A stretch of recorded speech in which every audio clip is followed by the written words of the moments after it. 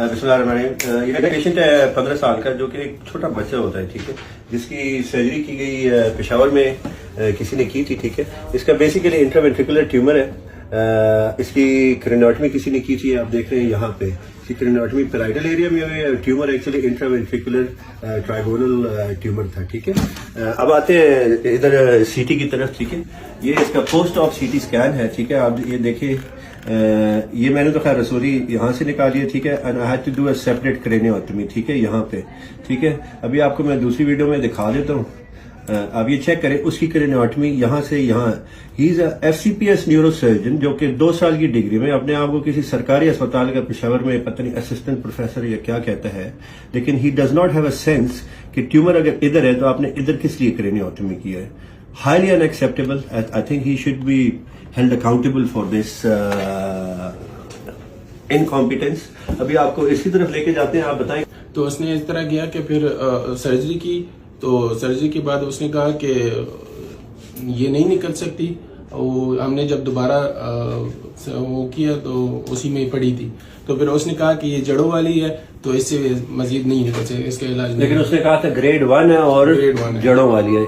यार इसकी तो ये FCPS लेके वापस करें, ठीक है। 2 साल की डिग्री में उसको ये भी नहीं पता चला कि यार ग्रेड 1 में जड़ें नहीं होती हैं।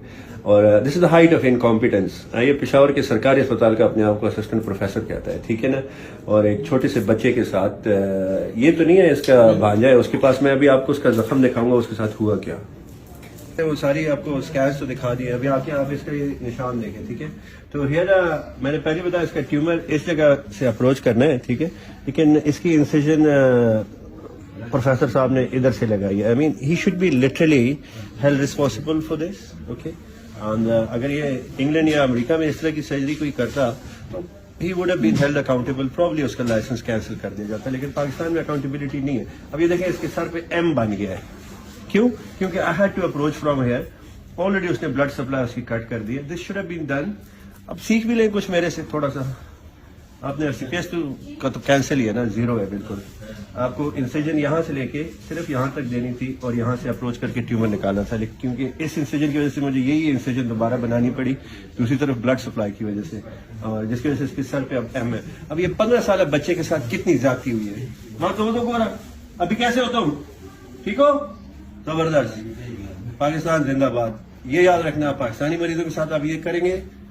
अभी तक तो मैं नाम नहीं ले रहा सर्जनों का, लेकिन I think enough is enough. पिछले 5 साल से मैंने जितने रीडू किए, मेरे ख्याल में मैं तो रीड ही करता रहता हूँ सारा टाइम। और ये सेहत कार्ड पे असिस्टेंट प्रोफेसर जो कि FCPS की 2 साल की डिग्री के बाद निकला है, he should be fired actually. He should not be allowed to work on privately anywhere. और वो किसी के साथ असिस्टेंट 8 साल काम करे, मैं उसको मेडिकल अफसर रखने के लिए तैयार हूँ।